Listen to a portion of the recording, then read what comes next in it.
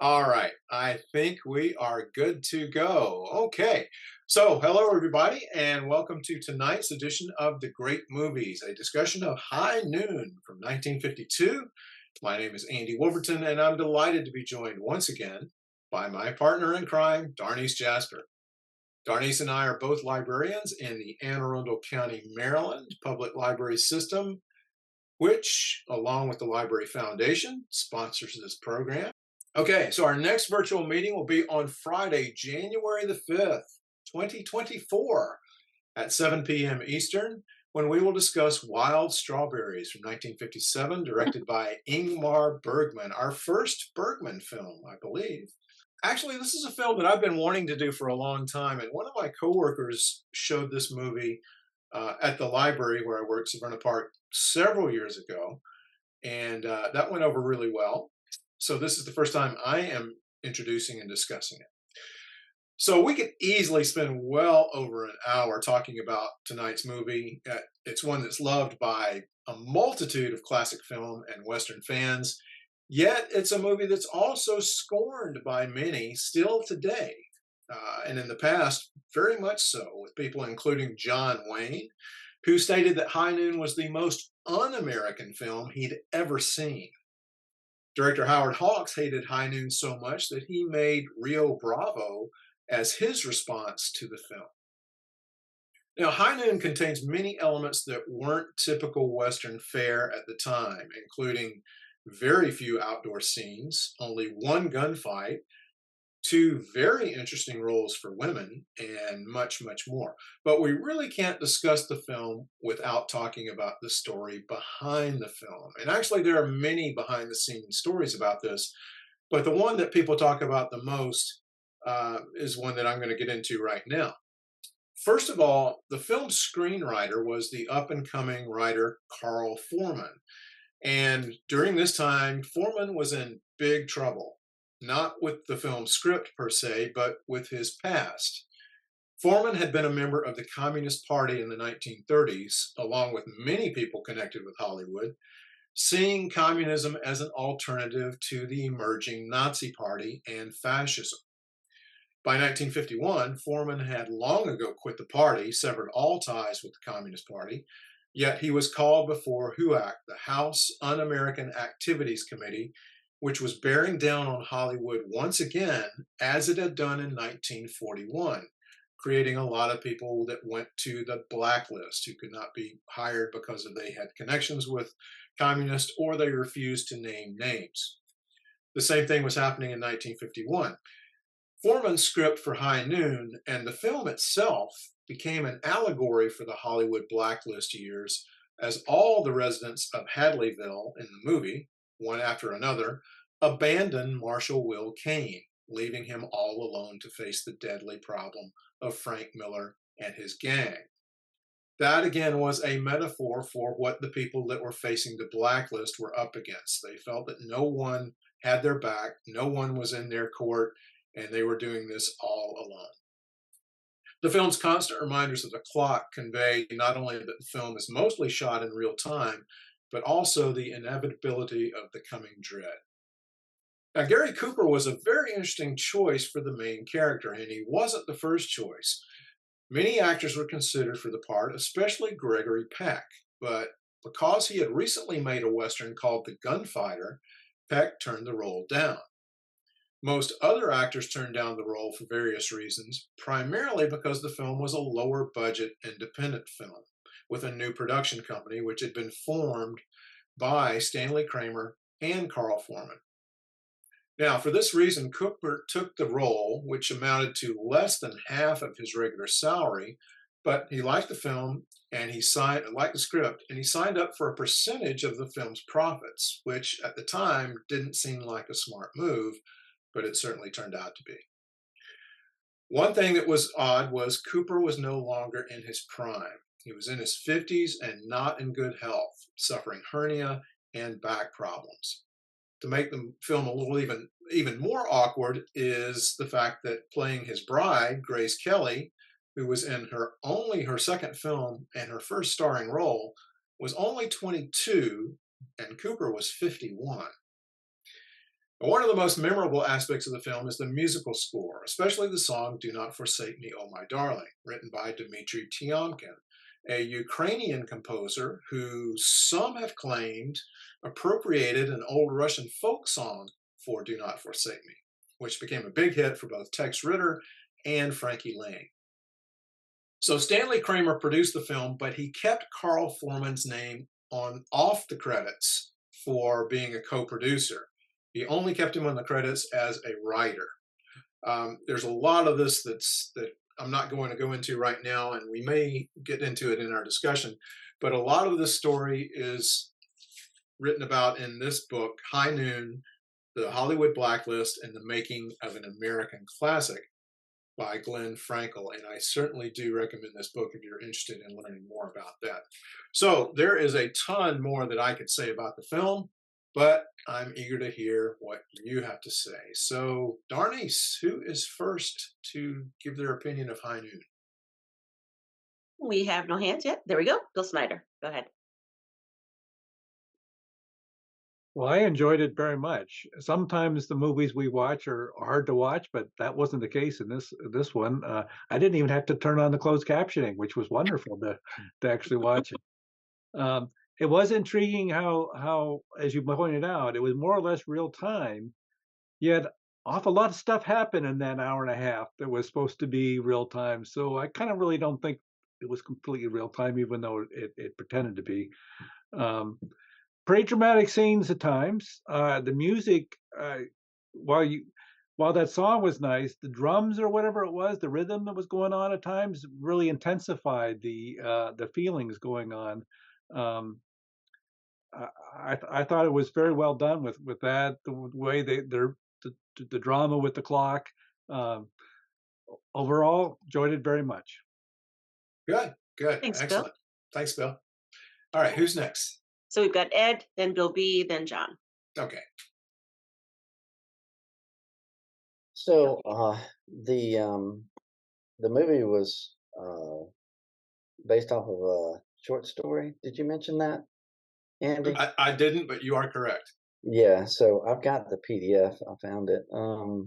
It was called "The Tin Star" by John Cunningham, and uh, and I can include it in the chat Oh, great. if Yeah, anybody awesome. wants to see it. Yeah. It.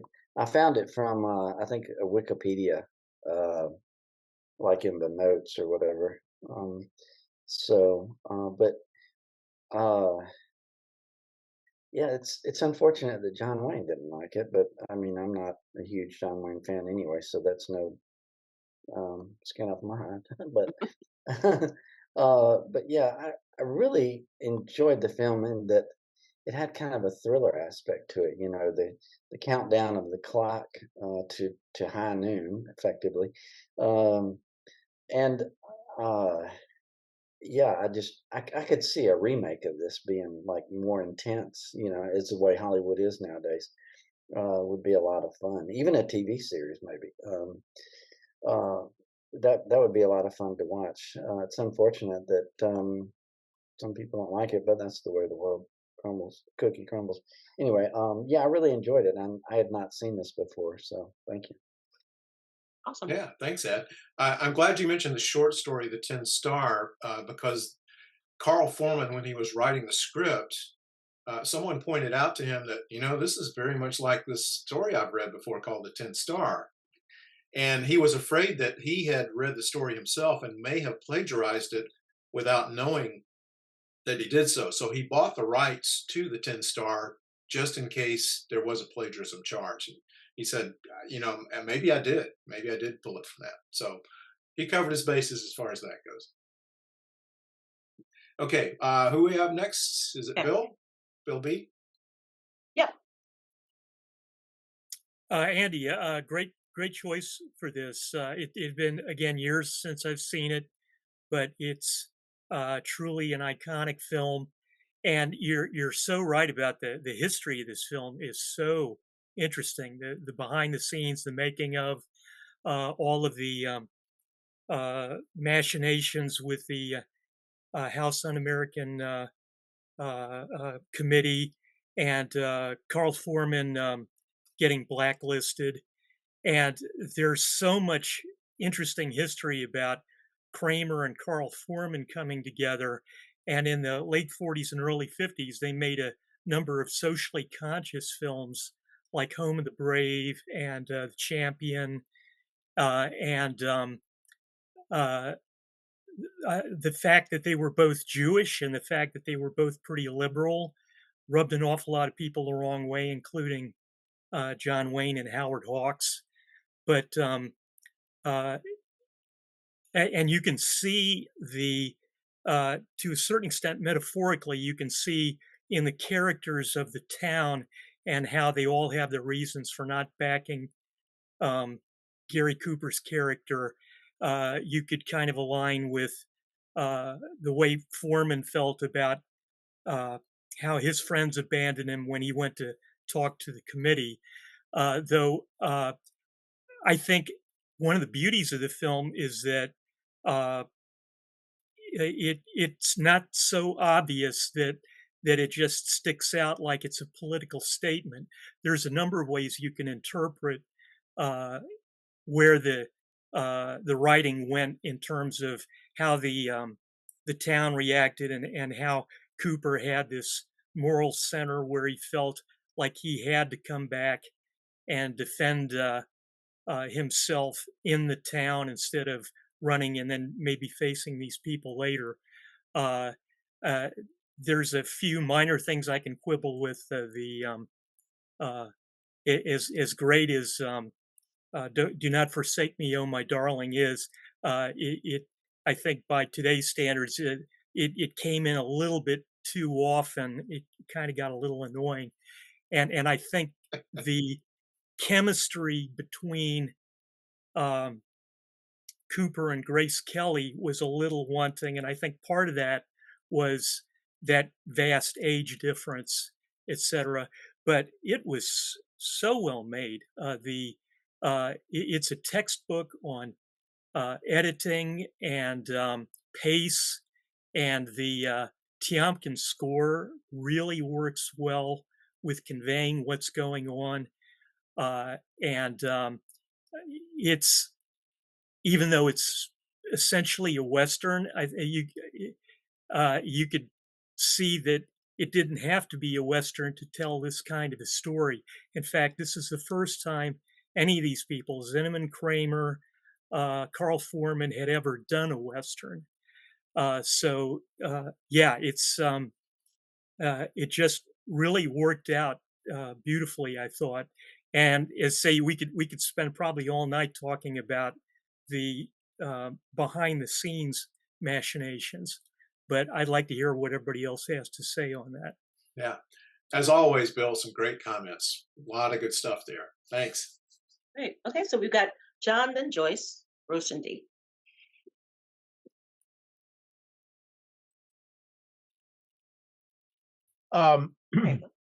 Well, I think that what I'd like to focus on are two things that I noticed watching the movie. I don't know much about Carl Foreman. His name was in the air when I was coming up, but I never really knew much about him. I knew about the association with the blacklist and so forth. But I think you see that he may have broken with the party, but in this movie, I don't think he's given up his kind of dialectical thinking that the party would have promoted back in the day. And I see that particularly in the way the townspeople are organized in the movie, which I think is kind of interesting. You've got basically, generally, two types of people in the town. You got the church people and the saloon people. And the church people are basically middle class, I would say, bourgeoisie, the professional people, the store owners, things like that. The people with the white picket fences that Harry Morgan has. Those people go to church. The saloon people, well, they're drifters. They're maybe people who work for others and so forth. And they each have different motives for not supporting Will Kane. Now, I'm not saying they're not cowardly, but Thomas Mitchell states, I think, very clearly why the church people shouldn't support him because it wouldn't be good for the future of the town if it were known as a place where uh, that kind of gunfire, showdowns and so forth took place. Said the people in the north are looking at it. There's a chance that there might be investment, people moving in, and so forth. So it's not good for the reputation of the town.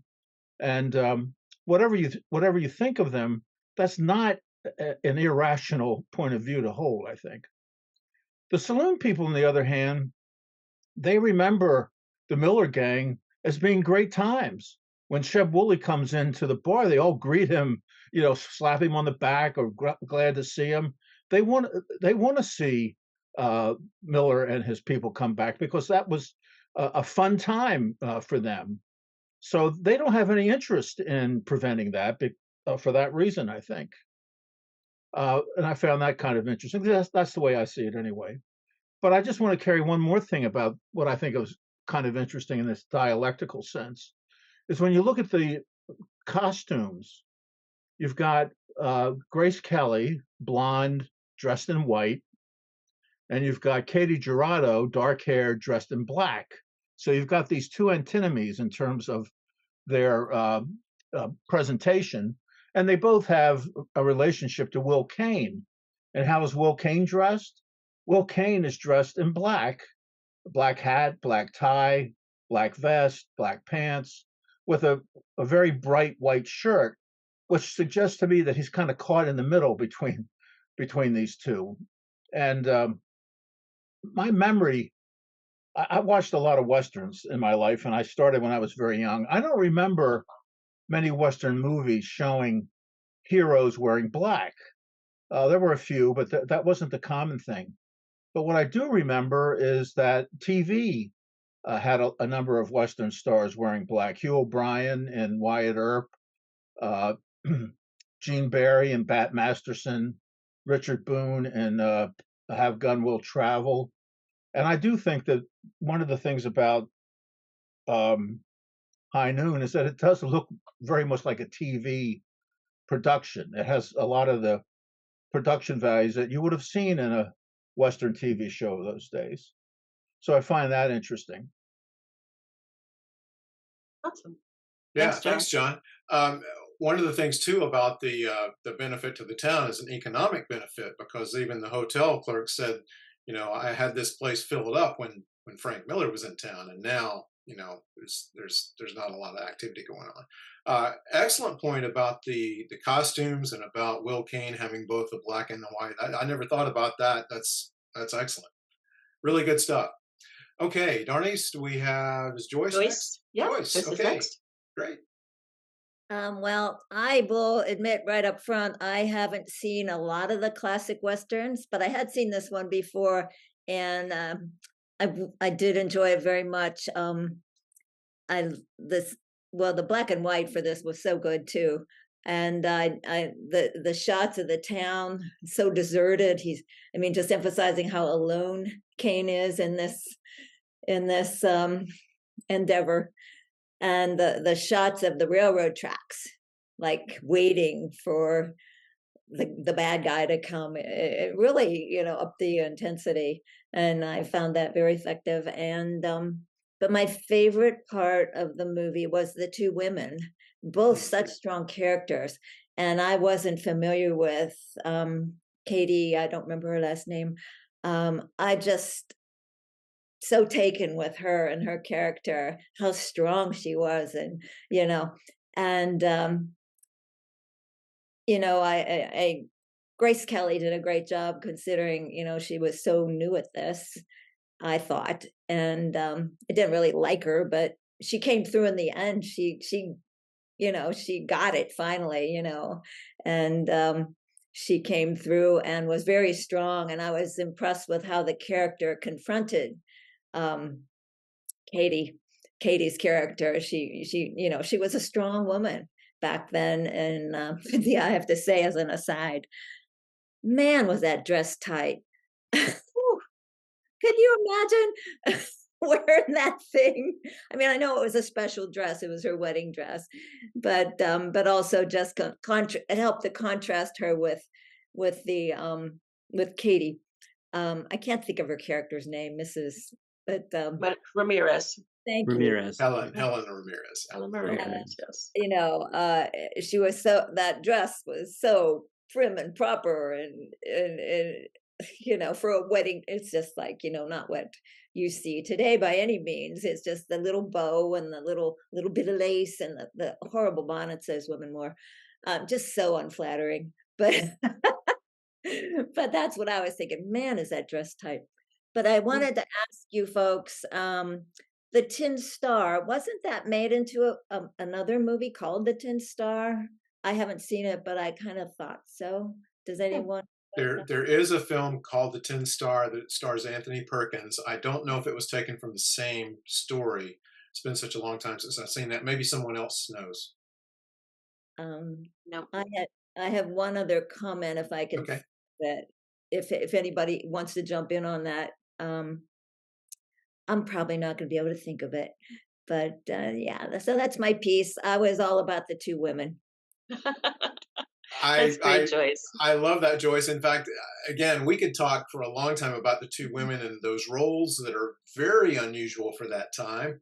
Women's roles were just not written like that for a Western or really for so many other movies. There's so much depth in that those two relationships and contrasts of them, like you brought out. Yeah, hopefully we can get back to that a little bit more And later. I just remembered, and two women in one movie too. That's Yeah, great. that's rare. Right. The Right. other thing I was going to mention was I watched a documentary about High Noon last week after I watched the movie. I just found it on Prime. I don't know what it was called, but if you say ask to find High Noon, you'll find it. It's on Prime. And the surprising thing to me on it, they interviewed like Gary Cooper's daughter and the writer's son and all that, standard stuff. But Bill Clinton was in it and had a lot to say. It was kind of interesting. Apparently, Clinton showed that movie 20 times while he was in office. Really? Many presidents have shown the film at the White House. So yeah, he liked it. He liked it quite a bit. Yeah, that's what he said. He mentioned some other dignitaries who really identified with that movie. All right, thanks, Joyce. Okay, I think it's your turn, Bruce. Is it Bruce's turn? We got Bruce, then Dee, then Sue. Okay. I'm laughing at Ethan. Me too. I'm going to go through some of the things quickly because they were mentioned already. I think it's going to be one of the movies in my top 10. But before Ethan tells you, I have about 20 movies in my top 10. So, but this is one of them.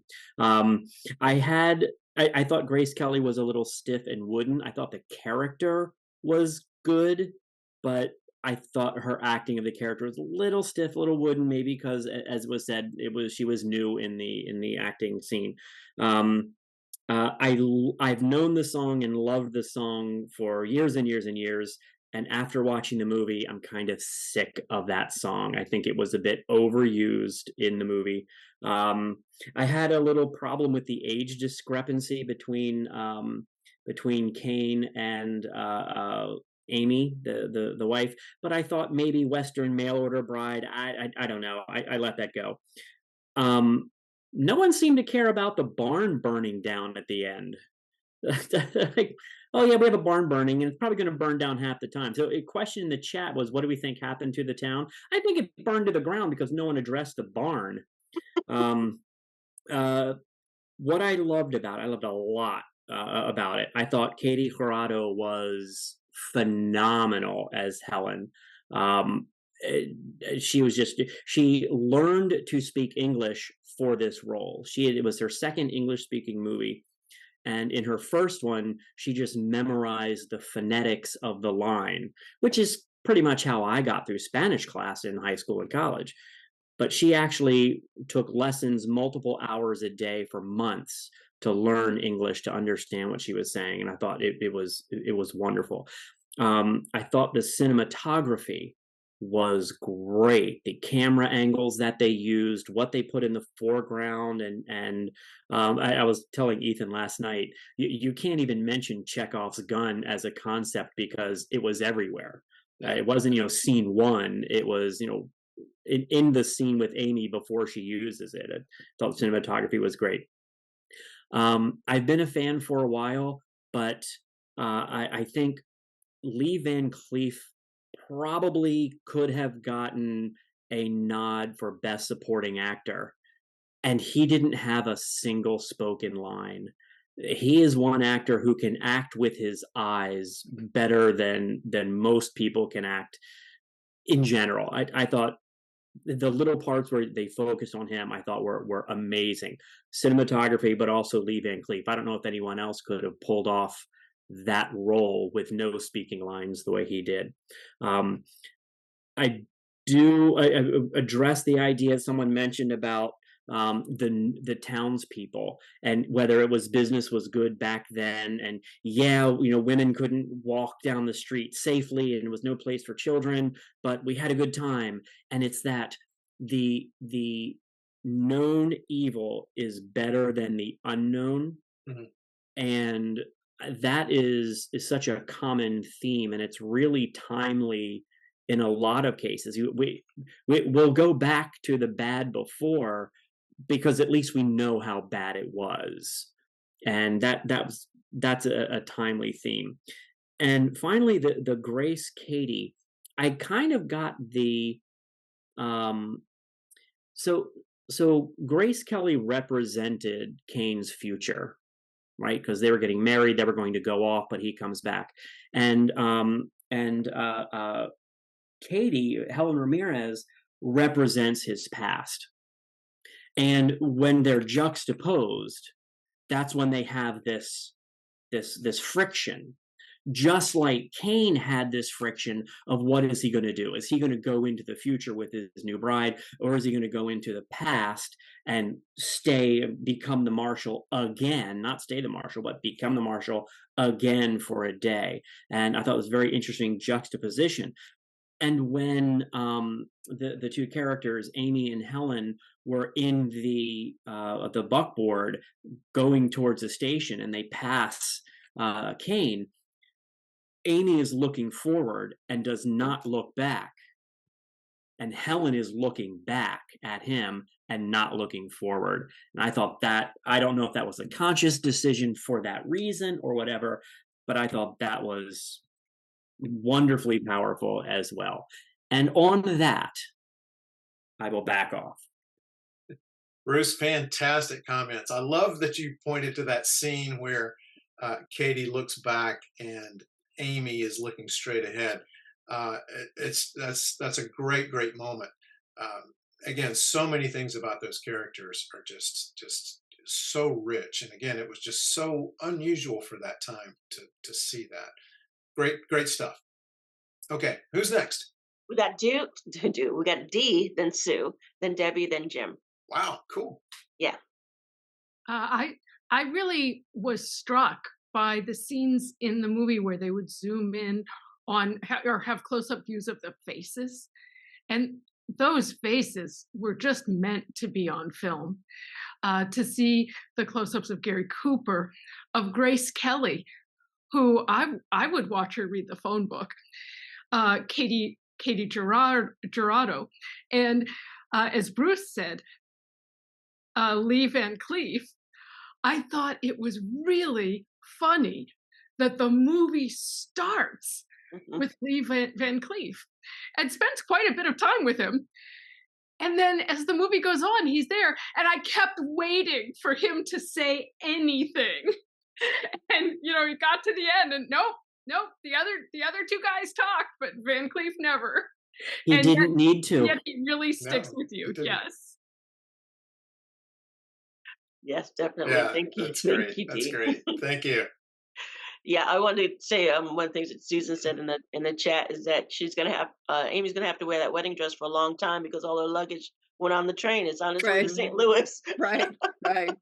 It was great. Okay, Sue, go ahead. Well, I think people kept saying everything I wanted to say, but I just add a few more things, or just in addition. I do think the relationship between the two women really struck me, and I like the way that Katie Girardo pinpointed the issue of the wife standing by her husband, and then eventually that suggestion finally took hold of Amy, who was pretty young. I do think she was quite mismatched with Cooper, and that bothered me, but it didn't take away from my real enjoyment of the film. But it was like, come on, we could use somebody better here. So I do think it was a very good portrayal of the reasons people don't want to step up to the plate. And in fact, this was a more real life Western than I think would normally occur.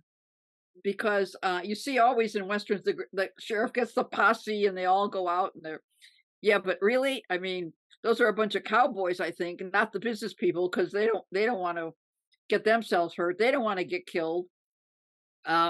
So I was struck by how real in life it is. And I do, I think there might have been political reasons for John Wayne not liking the movie, but I do think he always believed, that the West was won by all these people working together. And I'm not sure that that was totally true. So that's about it. All right. Thanks, Sue. Sue, awesome comments. Yeah, good okay, stuff. so we got Debbie, then Jim, then Ethan. Well, wow. A lot of people have said things that I was thinking about, but great cinematography, the editing, going back and forth between those close-ups of Lloyd Bridges and of Cooper there. I mean, it was just so much great stuff. All the clocks, I was counting the clocks after a while, and I didn't actually keep track of how many there were after a while, because sometimes they would show up 2 or 3 times in the same place. It was like clocks all over the place. I just noticed them. But I did love the way it started with Lee Van Cleef, because he has a great face. I mean, his face is just acting in itself. And then the look in his eyes when the brother appears, or whoever it was, that one guy, he gets this look, and it's just filled with emotions of anger, maybe. I'm not sure. It's just fierce. It's a fierce look. And I also loved, people are talking about the score here and how sick they got of it. There was a part where one of them said to Lee Van Cleef, "Can you stop playing that thing?" And he stops playing the harmonica, and there goes the score like that. Right. And I was like laughing. I was like, oh my God. Oh my God, this is almost meta. And then I always love the part where Helen talks about to be a Mexican woman in this town. And then Grace says, "I understand." When I first saw this movie, it was back in college. So I was well aware of the political aspects of the story, because the professor was telling us about that. So I knew about that. But when she said that, I said, people were actually laughing at that line. And I said, "You don't understand. She was a Quaker. She was standing by her principles. She was being very, very brave. And it was not part of the norm to be a Quaker. To be a Quaker was to take a stand that most Americans did not take, which is don't fight, don't pick up a gun, especially in a place like that, So, I mean, I just admired her bravery for, having that stand. And I also wanted to say that I think that bit about, oh, well, we have to keep the streets clean so the people up north will not think we're a bunch of savages. Well, I mean, this guy Miller's coming to town and he's not nice, and he's going to do bad things. So you're just rationalizing now. Okay. You're not going to do anything to help this guy keep this fellow out? Well, okay. It's your town. Ruin it if you like. I don't know. That's the way it felt to me. And I just love this movie. I think it is one of my top 10 favorite movies of all time, along with the other 20. So anyway, I love this movie, and that's just it then. All right. Thanks, now. Debbie. So we Yeah. got two people that have it in their top 10/20 so far. Let's see how many more we can get. Maybe expand that to 30, 40 I was gonna say top 10 today. today. I like have a different top 10 every day. So to top 10 today, I think is probably a good way to do it. Okay, Jim. Hi. I'm just going to throw in a couple of miscellaneous thoughts. I did enjoy the movie very much and agree with just lots of what's been said so far. But one is that a little thing that they could have done maybe better differently is that when they showed the railroad station and the railroad, everything around there was totally flat. And then when they showed the town, everything was hilly and they had crooked streets and everything. And that doesn't make any sense because they could walk to the railroad station in 2 minutes or a minute. So another little quirky thing was, excuse me, Helen Ramirez's name. That it was sort of implied that maybe she had been married to an Anglo, but she had a Anglo first name and a Mexican second name, which I thought was very curious.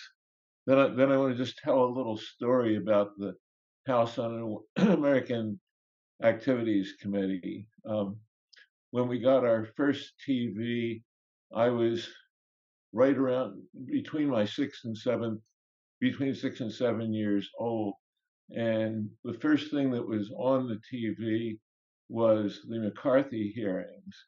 And I was watching, that's what I got glued onto because I said, oh, this is really bad, all this communism stuff. Well, we lived with my grandparents, and my grandmother was a battle axe. She was just a really nasty person. So I decided that she must be a communist.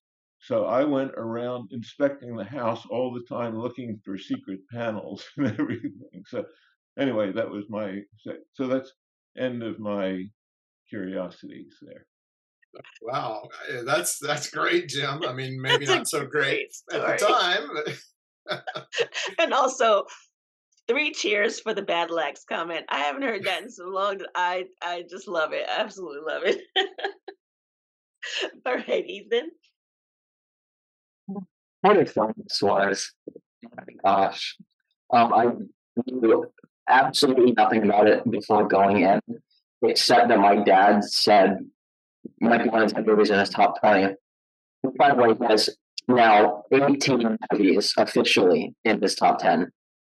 I've been keeping a list of it. Yeah, and I really echoing everything you guys said, and it was wonderful. I loved it. I wrote something. I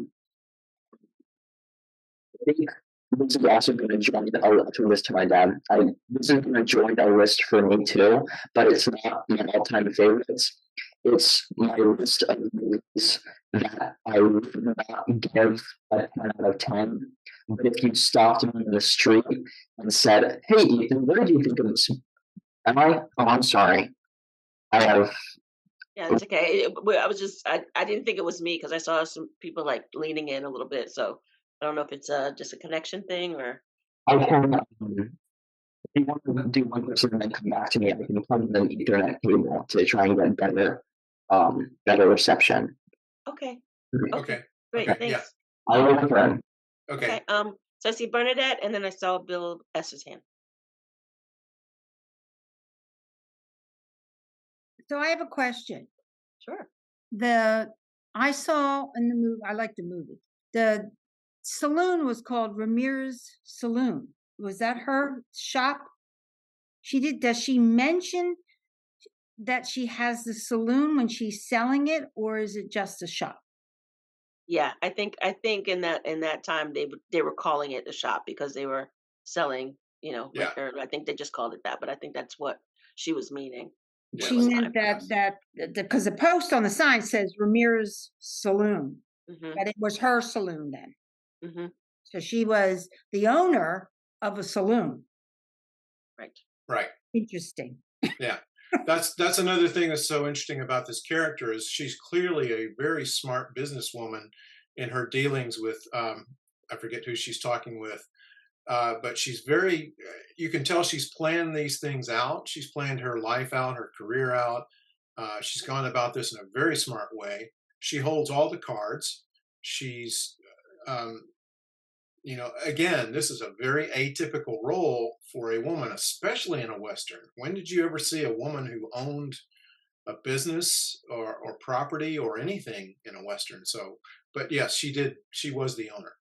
Or if they did, they were the madam, right? Right, They right. they had the house of ill repute, which is, almost how they painted her, or maybe that's the assumption that they gave you until she started having those conversations about the business, right? No one Yeah, said, yeah. right? It was one of those things like, oh, well, she used to be Frank's woman, and then she became Will's woman, and now she's, I forget Lloyd Bridges' character's name, his, woman. So, made it Harvey. sound like, Yeah.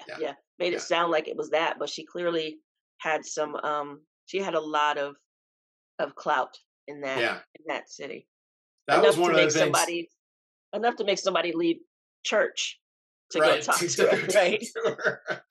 Right. That was one of the things too about the script was, not only was this a love triangle, this was a love quadrangle, because she had been with Miller, she'd been with Will Kane, and she'd been with Harv, the Lloyd Bridges character. So, they wanted people to know that she had been in love with all these guys, but you didn't want to think about that for too long, because you could call her something else besides a businesswoman at that point. Okay, sorry. Exactly. All right. Okay, So we got Ethan back. Great. Yep. We'll try it again. Yep.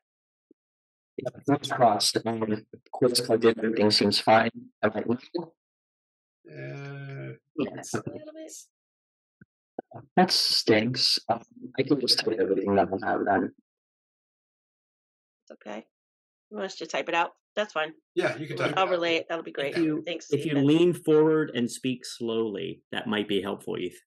Actually, it did come a little clearer. Yeah. That slowly.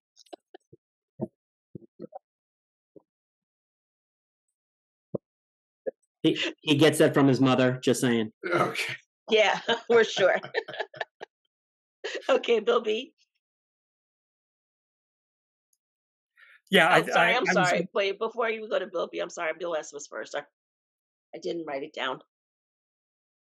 Oh, Bill, I'm sorry. Yeah. Yeah, go ahead, Bill S, and then we'll get back to Bill B. Sorry. He could have gone first. It was okay. I could be second. But anyhow. No, I wanted to keep it order. Yeah. I didn't write it down. So one little nitpick. Gary Cooper was right-handed. I read how when he was playing Lou Gehrig, who was left-handed, he had struggled with some of the things.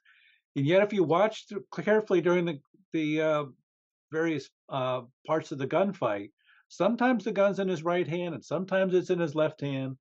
And one miraculous spot where he's looking out the window when Miller has a hold of his wife, and you're looking over his left shoulder, and he's got his gun in his left hand. And then they look back at Gary Cooper, and now the gun's in his right hand.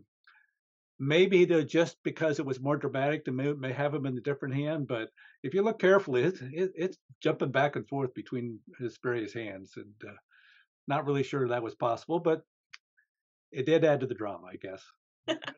Wow, I didn't even notice that, but I guess maybe for the didn't shots.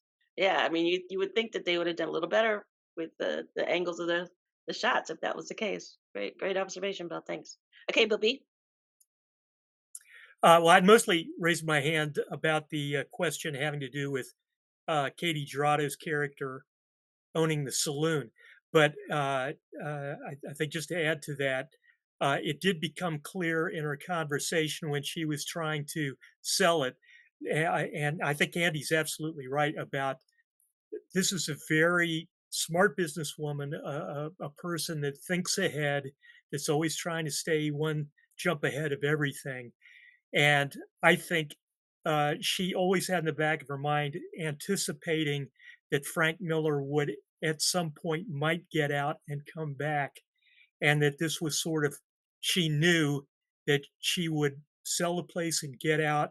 And she would even settle for less. She asked for a fair price, $2,000, go $1,000. Well, I'll take $1,000 up front. I'll get the other $1,000 later. You can wire it to me or whatever. But that was another, I think, illustration, and it was brought up earlier, of what a great situational role movie it was for strong women characters, which you just did not see that often in that time period back in the early 50s. Two very strong women, and had were given a lot to do, and were obviously um, uh, uh, bright and with it, and thinking. Um, while I was at it, though, I also wanted to mention just kind of an interesting side note, that the cinematography was done by a guy named Floyd Crosby, who is the father of David Crosby from Crosby, Stills and Nash. And I thought, yeah, the cinematography is just wonderful in it. And apparently, part of the reason they got him, he was sort of lower on the totem pole, had worked a lot with black and white, and there weren't that many black and white movies being shot anymore. And he was nominated for best cinematography for the Oscar. He didn't win it, but I do believe he won it. He won a Golden Globe for the cinematography for High Noon. I think I was reading, and also I heard some things from an interview with his son David, that there were some repercussions for him with all the blacklisting, et cetera, even though he didn't have any uh, uh, run-ins with the Communist Party or anything like that. But he landed on his feet in that even though he couldn't get work with big studios, he ended up doing an awful lot of work with Roger Corman. So a lot of these little classic B horror movies like Mask of the Red Death and Fall of the House of Usher, he filmed a lot of those. So yeah, I just wanted to throw that out there. Yeah. Thanks, Thanks, Steve. Bill. Awesome. Before we get to John, I just want to say one thing. I'd watched this movie a while ago, many years ago, and forgotten a lot about it. Knew it was classic, wasn't really paying attention to it. But the one thing that struck me was the I want to say I'm gonna, like the human factor of Gary Cooper. The moment where he like put his head on the ground, and I mean on the desk, and seemed to cry because no one was there for him, or the look on his face when he was writing his last will and testament, knowing that this might be the last time. A lot of that humanity was really like interesting to me, and sort of stuck with me about how much of a sad boy he was, and I really felt bad for him, just because there was no one that was there for him. Um, and then that moment on the train when the two women hear the gunshots, and you call back to Helen's comment to Amy about, well, if he was my man, and I would be there for him. I would stick up with him. I would even grab a gun. And then in that moment, she stayed on the train and Amy left. So, those two moments were ones that stayed with me. I just wanted to share those as well. Yeah, I'm glad you did. If anybody does pick up the book and read it, there's a good bit of uh, material about Cooper himself. And one of the things that struck me was so many people over and over that worked with Cooper would watch him as a scene was being shot, and they would watch him act, and they would say, there's really nothing going on here. But once you saw it on the film, you thought, wow, I was wrong. This guy is nailing it. He is this character. And I think you're right, Darnice. This comes across even in that one scene, but really throughout the whole film and throughout his whole career, even when he did bad movies, and he did a lot of bad movies, but he always comes across as somebody that you believe totally. Mm-hmm. Yeah, I think that was why he was chosen for some of the roles he was chosen. I think so. Yeah. Okay. We got John, and then we got Bruce.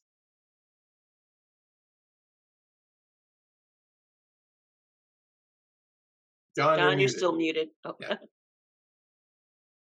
I think Helen Ramirez is the most fascinating character in the movie myself. She's not as unique as a strong woman in westerns. Just thinking of a few: Barbara Stanwyck in 40 Guns, Claudette Colbert in The Cattle Queen of Montana, Joan Crawford in Johnny Guitar. There's undoubtedly others. I think it was probably a thing that was going on in westerns at the time where women were emerging as strong characters. But Katie Jurado's interaction with Grace Kelly, there's after the fight that goes on between Kane and Harv, it cuts back to their session together, and she says to Grace Kelly, "I don't understand you. If I would not leave him if he were my man, I would fight." And I was thinking about Pat Garrett and Billy the Kid. If anybody's seen that, there's a very brief scene in there where the bad guys attack a station where Slim Pickens and Katie Jurado, who are, I don't know if they're man and wife, but they're man and woman. Um, and she immediately grabs a weapon and starts firing away blazes. I mean, she doesn't hesitate.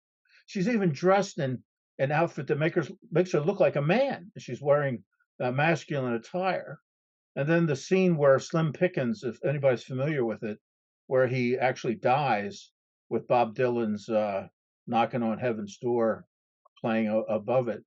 The look on her face as she sees him, fall into the stream, it's just, to me, it's just inexpressibly complex and moving. She truly was a very great actress, and she knew how to use her face. By the way, Sam Peckinpah, I just read this day before yesterday, saw High Noon 15 times. And I suspect that he had that scene in mind, or he could very well have had that scene in mind where she says, "I would fight," when he cast her for that scene, which is only lasts a few minutes. It's a very short scene, and that's all she does in the movie, but it's really, really impactful. Yeah, thank you, John. She had a really good career. She should have been a bigger star in America. She was in Mexico. I think she was from Mexico. She should have been much bigger here. She was always good, did good work. And I'm glad you mentioned that film too. I haven't seen that Sam Peckinpah film in many, many years. I need to revisit that. Okay, who do we have? We got Bruce, and then I'll read some comments from Ethan. Okay.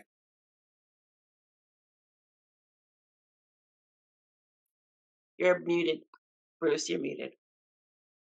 Never in my life am I truly muted. I just had my microphone off. I just wanted to comment on Darnice's review of that scene where he has his head down and he's feeling very frustrated. He's feeling, what have I gotten into? I've got to do this, but this could be the death of me. And he's got that not so much the righteous morality anymore. Now it's this humanistic fear, and that was shot from above, making him small. Just another example of that cinematography. When he's walking at the beginning, and he's walking towards the saloon to try to get people to help him, and he's got this, I don't want to say high and mighty, but he's got this righteousness about him, and he's thinking people will join his side. That's shot very, very much from below, almost like Gulliver's Travel Lilliputian type of angle from below. And it's just very, very interesting. And I will then let Darnice read Ethan's comments. Yeah. Thanks, Bruce. Yeah, I saw that comment. You wrote that in the chat as well. So Ethan was saying how he went in with zero expectations and loved it from the first minute and loved the editing, and probably some of the best editing in the era, and definitely deserved the Oscar. And that close up of the henchman waiting for the train in deep focus was one of his favorite shots. I thought that was a great shot as well. And then he's just a great character, Kane is. His justice gets slowly eroded into desperation. I think that's the best line, and sort of wraps up what you were saying too, Bruce. That really is what's happening here, and his acting was so flawless, and his performance was just brilliant. So And then the last thing, High Noon is a movie about a guy who fights for what he knows is right, what he knows is his duty, even when he's surrounded by obstacles. He wants to save himself and the people he cares about, even if he has to do it alone. And that paints a far more accurate picture of America than anything that John Wayne ever did. Mm, So wow. kudos to those. I In also want to that mention, one in Greg, that oh, one sorry. scene, someone Mhm. mentioned it earlier, but in that one scene where Sheb Woolley, look, so you've got Jack Colby, Lee Van Cleef is playing the harmonica, and Jim Pierce is drinking because he had gone to the bar and he'd gotten the bottle. He's drinking, and Ben Miller had been giving Jim Pierce a hard time about his drinking in a little bit throughout the scene. So then we get that one deep focus shot where you see all of them. Lee Van Cleef is on the harmonica. Jim Pierce has got the bottle of whiskey, and Ben Miller says, "Will you put that away?" Lee Van Cleef stops with the harmonica, and Jim Pierce character puts the bottle down, and I'm thinking, wait, who is he talking to? And do they know who he was talking to, or was he talking to both? Exactly, exactly. Also want to mention something that Greg put in the chat, that he assumed that Helen had been married and her husband died, and she took sole ownership of Ramirez Saloon, and she wore black because she was still mourning as a widow would. Might be a stretch, but he was wondering what other people's thoughts were on that. Um, I don't know what the mourning period was. It was very possible. I think that she was the widow and her husband owned the saloon. It sort of makes sense. But also, if she, now and here I am being horrible, but in all of those relationships, since her husband died, is she still wearing black? I mean, I don't know how that works, but I'd like to hear other people's thoughts too. So would Greg. Oh, Joyce, yeah. Well, black was her color. She just looked great in black. You know, she's one of those people that just look fabulous in black. But uh, I mean, I don't know how did she fit all those men into her life? She wasn't that old. You know, that's my reaction. Yeah. It makes me also wonder, was, since it was personal, everybody kept saying that this was personal for Frank and Will to be enemies, probably over Helen. Was the love triangle involved? One of the reasons why there was that involvement there. Not sure. Um, yeah, and not quite acting. Yes, I mean, people mourn in different ways, so we can't say either way. But you were saying, Bruce. It's just, I think she was so intelligent. The character was so intelligent and business savvy. She, she's selling when the market is high because she's afraid of what her value, what the saloon value, what the town value is going to be if Frank comes back and has some degree of power in the town. And just another little piece of that character and how strong that character was. So so that makes me think I whether she inherited this from a husband or not, she would have, she certainly kept it running and did very well by it. So she's got the business acumen, the savvy, the intelligence, and I think that was just, Helen Ramirez was an amazing character, and Katie Jurado just I just blew it out of the water. Absolutely. Thanks, Bruce. Okay, we got Sue's hand and then Debbie. Yeah, I don't know. I think it almost doesn't make a difference. I mean, a lot of women could claim they were a widow and get away with a lot, but you wouldn't necessarily know where the husband was.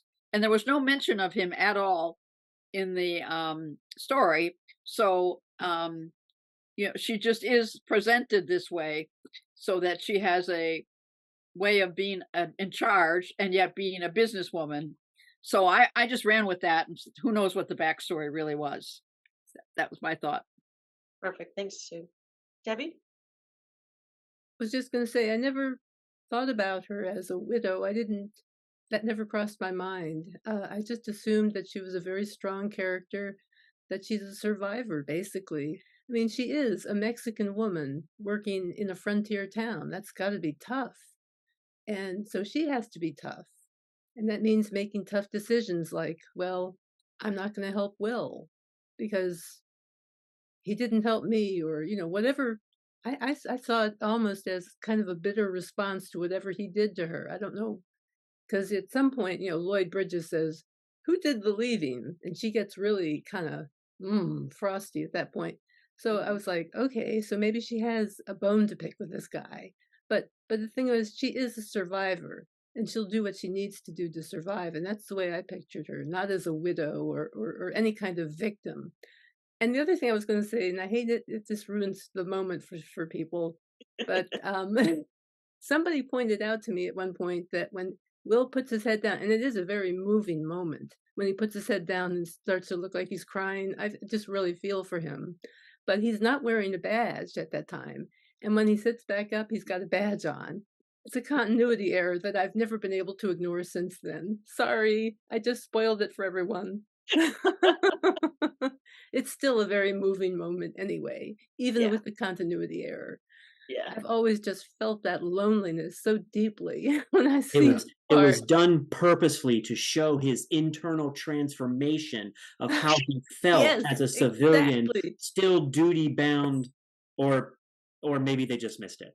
Precisely. I think it was actually very symbolic. Yes, definitely. It was meant to be, kind of subtle and somewhat subliminal, but yeah. Okay, I'll go with that then. We'll go with that. Yeah, works for that me. was good star. Love it. I love it. And Love also, it. that moment at the end where he tosses it in the ground, Oh, and I love dust that. flies up all over. I I love mean, it. I love that so love much. that It's scene. like, yeah, that's what I think of you. I love it. I did want to mention hell of a too, lot. Suzanne's comment about Amy and Helen made me laugh.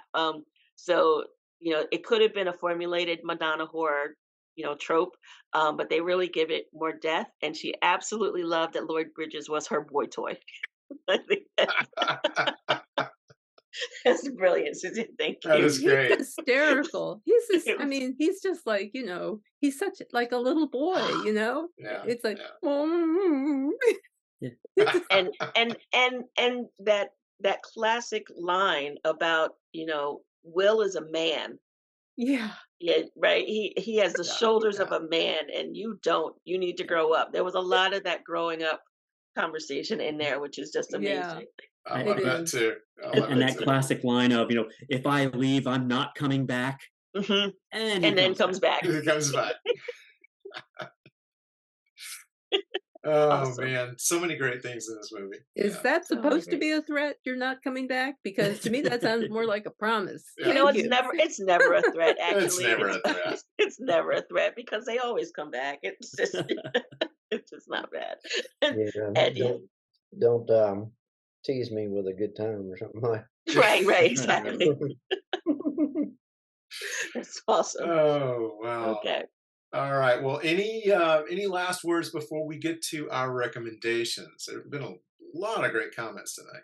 Yeah, actually, what's this nonsense about you retiring? Hey, okay. Look, let's finish with the movie first, and let's then finish with the movie first.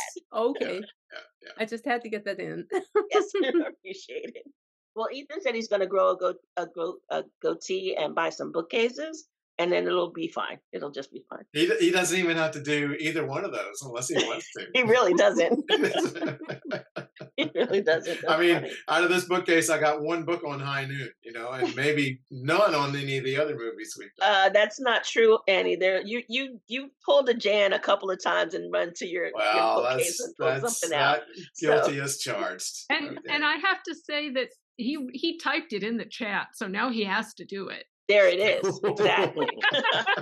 I will hold him to that. Hold him to it. All right. It was recorded, and also the chat will be saved. So there we go. You know what? He's graduating in May. He's going to need to do something. Oh, wow. Awesome. Congratulations to him. That's great. That's great. Oh, That's my great. gosh. And All right. So I congratulations to the parents who don't have to write that check anymore. There you go. or That well, deserves a party by itself. Absolutely. there'll be new checks. There always are. There always are. Speaking from Okay. experience. I think Bill B had a comment, and then we could Yeah. move on to recommendations after that, unless someone else has something after Bill. Nope. Go ahead.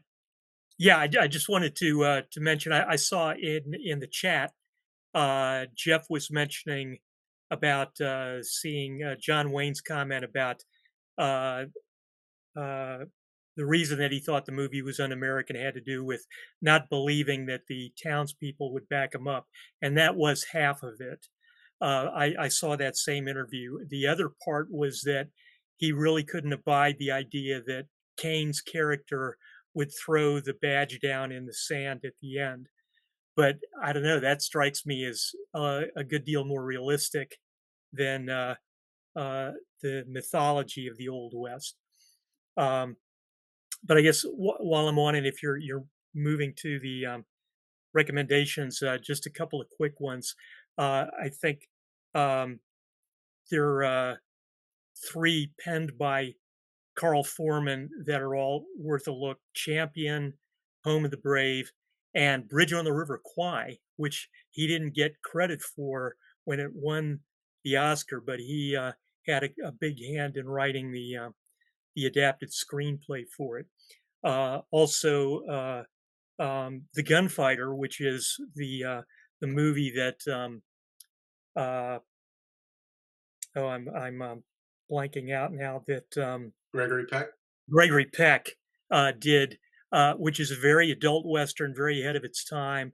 And I could see why he would turn down High Noon right after it, because he was afraid he might get typecast for Westerns. Yeah, good, Bill. I like those. Are all great recommendations, and I'm glad you mentioned The Gunfighter as well, because it's now recently been put out on DVD and Blu-ray, and it's a great Western that a lot of people have not seen. I'm glad you mentioned Bridge on the River Kwai too. That was I wish Foreman had gotten the credit for that. He eventually did. He eventually did. Yeah. Yeah. All right. So we'll kick on. We'll get more recommendations here going on. I only had. I don't have a Western to recommend, but we do have several other Gary Cooper movies on Canopy, and of course we previously discussed Ball of Fire a couple of years ago. But I'm picking Pride of the Yankees from 1942, Cooper's portrayal of baseball great Lou Gehrig. So that's always a good one. But let's hear some of your recommendations. Well, excuse me. Greg put in the chat The Man Who Shot Liberty Balance, another Lee Van Cleef classic. Well, and Grace Kelly and Rear Window. I think that's a great movie of hers. And any Grace Kelly Hitchcock movie, actually, we can name a bunch of them. I think they're great. Andy, did you have any other nominations? I mean, recommendations? No, actually, I didn't come up with any Westerns because I thought everyone would come up with tons of Westerns. So I just picked something that wasn't a Western from Gary Cooper. Gotcha. I actually had a couple. Okay, so go Debbie, then Bruce. Yeah. Johnny Guitar, somebody wrote in the chat. I like that one, with Joan Crawford and Sterling Hayden. Also Mercedes McCambridge. And here's one that you don't hear about a lot: Sergeant Rutledge. Yeah. John Ford, during the period where he started to think, hey, maybe we weren't all as wonderful to the Indians as we should have been. Mm-hmm. Yeah, Sergeant Rutledge is a really good one that has a great role for Woody Strode, an African American actor who didn't get many starring roles, and that's a tremendous movie that tends to get forgotten. Like you said, it's not on the top of anybody's list, but it's really good. He's also really good in the Professionals, I think it was called. Yeah. Yeah, that's another one I like. Okay, Bruce? I just wanted to mention, I read somewhere that Alfred Hitchcock had said he was not impressed with Grace Kelly's performance in High Noon. He thought that she was still kind of new at this, but he gave her a chance. She was getting better, and he gave her a chance in his movies, and then he just loved her acting and kept casting her. So interesting. He sort of saw that growth, that transition as well. Oh, that's right. Woody Strode is also in Liberty Balance. Yes, and very good. I'm going to do a little contrast in terms of town folks helping um, the Western lead and go with Magnificent Seven, both the original and the Tarantino remake. Clearly a different class of people in those movies, right? They're not the business people necessarily. They're a little more of the other class, as like Bill was saying, but definitely coming after. I mean, just coming in and being a part of the thing, and also strategic, right? So there was no strategy. He was just, come on, I don't have a plan. Grab a gun and come help me in High Noon. If he had had some sort of plan about, okay, well, there's so many places we can hide and so many places we can do this, we could probably pick them off without it being a big deal. It might have gone a little different. Mm-hmm. Could be. Yes. And Seven Samurai. Always. Yes. Always. Oh, and I see Searchers and Stagecoach and Shane in the chat, as well as Seven Samurai. And yes, Hitch had a thing for the ladies, especially the blondes. Yes. Especially the ones that he made icy blonde, because he had a thing for the blondes. Right. And Bruce, I like your comment. If you have a lot of time to watch a movie, Seven Samurai. Got 3.5 hours just lying around the house. It's a good way to spend those. It's a good way to spend it. And it's in 2 parts on Canopy, so it gives you a break if you want. It's a little intermission. So awesome. Okay. Wow, that's not many recommendations, but those are good recommendations. Can't argue with any of those. Okay, not at all. I think Yojimbo is supposed to have been influenced by High Noon. Mm-hmm. Ah, love Yojimbo. Yojimbo is remade as A Fistful of Dollars. Ah, that makes more sense. Yeah, Got it. Yeah. Yeah. That's where Sergio Leone got the idea for Fistful of Dollars. And Lee Van Cleef was in a few of those spaghetti westerns, but I don't remember if he was in Fistful of Dollars or not. I can't remember either, Bruce, but I know he's in at least one of them. He was in a few dollars, few dollars more. Yeah, Okay. and The Good, the Bad, and the Ugly. And he did some spaghetti westerns where he was the star as well. Day of Anger is one of those. And there's others as well. I really liked his performance in Escape from New York. Yeah, me too. I love that movie. That's a great movie, Snake. I'm gonna throw out one that I saw a really long time ago and didn't realize that it was sort of a take on High Noon, but read about that recently, and it's Outland with Sean Connery. Yeah. Supposedly the same basic story about a guy coming back to a town that doesn't want him there, and it was a very weird take in space. So yeah, High Noon in space. Science fiction. Yeah. Yeah, High Noon in space. It is an odd little version of High Noon, but it's worth watching. It's worth watching. And I did put in the chat too that I remember this movie now, but Lee Majors starred in High Noon 2, where he came back to the town, and it was maybe the marshal that was coming the next day turned out to be really corrupt and was doing a lot of bad things in the town, and the townspeople reinstated Will Kane as their marshal again after brought his family back. It was a really bad movie, but it was really interesting to see how the townspeople changed a little bit. So, yeah. All right. Well, I guess I should address the question that was posed to me. Elephant in the room. Elephant in the room is that is true. I am going to be retiring from the library in February the 1st. So I will have one more movie discussion with you, and that will be next month for Wild Strawberries. Now, that does not mean that the Great Movies is over. Far from it. Darnice and I have been talking about how she is going to keep this going, and she already has a lot of things planned. And I didn't want to put Darnice on the spot. I don't know if you want to share those now, or we can talk about those next time. But we do have a plan in place, and it's mainly Darnice's plan, and I'm in total support of it. So the Great Movies will continue. They will continue, and while no one can replace Andy and his vast knowledge of films and love of talking about them, I will do my best, and hopefully can find a partner in crime that can handle the workload like I have. But I do appreciate, yeah, this has been a little time coming and a lot of things, but we are very happy that Andy is able to move on to the next chapter of his life, and we are really, and while he probably will not participate right away, we do hope that he will come back and join the discussion, because definitely worth it. Maybe I'll have an audience choice film. Maybe. Yeah. Oh, I would love that. I would love that. Yeah. So we're going to be doing audience choice again in the summer.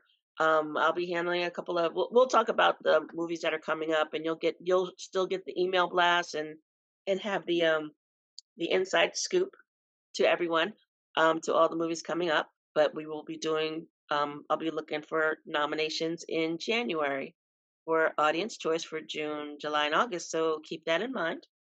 And I appreciate that, Bruce. Thank you.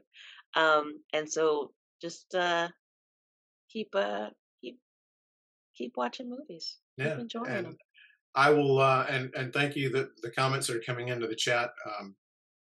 Well, I wasn't prepared to tell you this tonight, and I will give Yeah, we you. were actually going to wait until the end of January's wait, thing and just be like, "Oh, sorry, he's not coming back."